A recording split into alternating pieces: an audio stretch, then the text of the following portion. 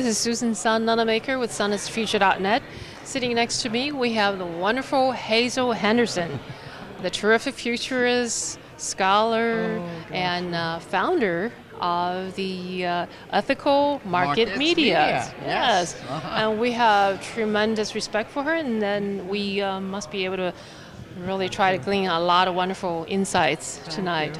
Thank you. So at the World Future Society 2014. That's right. And in Orlando. Well, Ms. Henderson, it sounds like you've been attending World Future Society for quite a few years. Many, many years, yes, I have. And, I came here, and became a naturalized citizen in 1961 from Britain. Okay. And so I was learning so much about this society. And I had lots of questions, as I've been saying, about why the economists were running the show when it should be multidisciplinary. And there should be, anthropologists and sociologists and child psychologists and, why engineers. and engineers. And why was it that economists were in charge of everything, And if you made a critique like that, as I began when I was writing, mostly in the late 1960s, I wrote in the Harvard Business Review and financial journals about how economics had to take in the natural world and, the human society, that economies were embedded in society.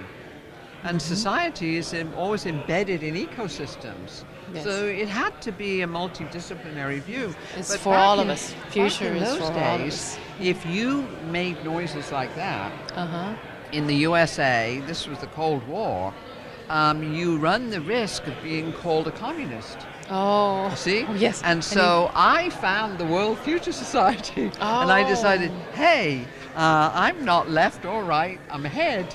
Yes, very much. And so I'm going to call myself a futurist. Oh, fantastic. And then I found this gang, you see, and I found that all the members of the World Future Society were a bit like me, they'd come out of political science or economics or sociology or engineering, but they transcended the single discipline and had put it all together, connected all the dots, and decided, oh, okay, I'm going to call myself a futurist. So it's always been, my kind of crowd. Wonderful. I love these meetings. Do you think a majority of the futurists are very much optimists? Yes, I think so, because, it's practically impossible to be a futurist without being an optimist. I mean, most of us, have families, and I have a grandson now who is 6 feet 5 inches tall, and I have been a mentor to him, and it's very exciting to see him go from being very depressed, which he was a few years ago, because the mainstream media were talking about all the bad news. Yes. Always the bad news, the crime, who's getting killed, and then the parties in Washington in the Congress fighting each other and all of that.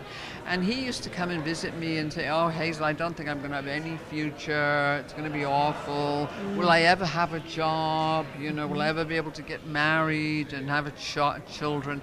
And so I introduced him to our work at Ethical Markets Media.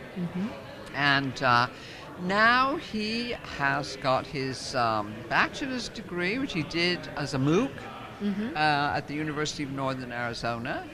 And he's just finished a certification program, or he's in the middle of it, to become a certified international solar energy consultant and construction.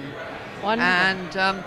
And so suddenly he's on cloud 9. Yes. He said, oh, I know, anywhere in the world now I know, we're going into the solar age, and there's a lot of work that needs to be done. A lot of work needs to be done, and so, I just love to see young people really connect with all these possible futures Yes. that we discuss here at the World Future Society. You know, don't watch the mainstream TV. You know, go online or come to meetings like this and learn about all the alternatives. Right. And a lot That's of what it's all about. flexibility and looking into the future where there's all Exactly. kinds of possibilities. Yes, I could ask how you got involved in all of this. Oh, yes. Oh, I've been an educator for more than 2 decades. Really good Yes, for you. and then teaching math. But then I realized that a lot of my students did not know enough about renewable or solar energy. Yeah. And that was a starting point. And I started initially with the site sunisthefuture.net, but then continue on, expanded into helping small business entrepreneurs for different parts of the world to establish small businesses in Great. renewable energy, solar energy, energy efficiency, Yeah. and recycling. And like It keeps me, going. you know the importance of media. I'm learning. I've learned. Yes, I mean, you know, because incredible. this is a whole thing now, you know, that we have to overcome this mainstream media that's all Yes. captured by the 19th century industries that And run all the advertising. you mentioned, as far as solar, there's association with the need for grassroots movement. Absolutely, yes. And how do you recommend that to be done? Well, I began as a grassroots activist. When I first became a U.S. citizen, I was living in New York City, and basically I was terrified having a young baby that the air in New York City was really pretty polluted. And so I started a group with a bunch of mothers from the play park called Citizens for Clean Air. And we used to wheel our baby carriages in front of City Hall, the babies with the balloons, you know, saying our babies need to breathe and all of this kind of thing. And then I joined up with Ralph Nader, and he was doing a campaign to make General Motors responsible in the 1960s. And we said, my gosh, he's absolutely right. You know, we found that 1/3 of all of the air pollution in New York City was being exported from Detroit in these very dirty internal combustion engines, which were in the automobiles. And so we had a program. We said, okay, well, one of our top programs is that we must change the scorecard, because the GDP scorecard counted all the bads that came along with the goods. You know, the pollution and messed up neighborhoods and, you know, unemployment and all of those kind of things, whatever, and dealing with the pathology, were all counted up in the GDP as if they were goods. And so we decided that that would be our first kind of priority, and our senator in New York City at the time, this was the 60s, was Senator Robert Kennedy, the late Robert Kennedy. Yes.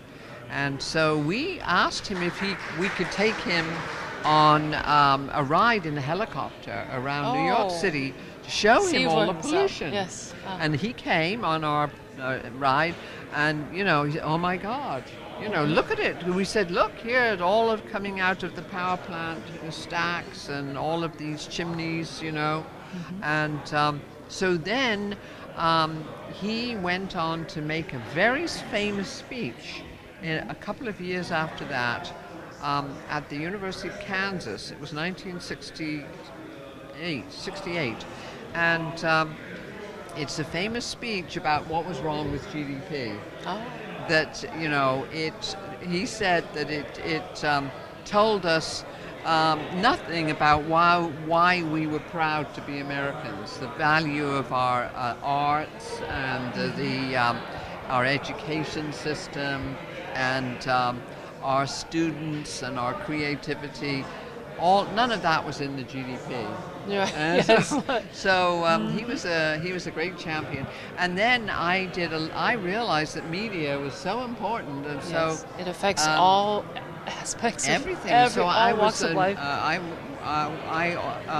put together an ad campaign with a new advertising agency that I persuaded the head of this agency to do a volunteer campaign for us. And it won an Andy, and we got free time from all of the New York publications and the radio stations. And we were able to start our little group and fund it and everything else from the contributions we got from this ad campaign. Oh, I would love to read even more about this ad campaign. So for me, it was very inspiring, see, about being a new American citizen. And I thought, oh my gosh, my vote is leveraged by all of the people who don't bother to vote. I thought, this is great.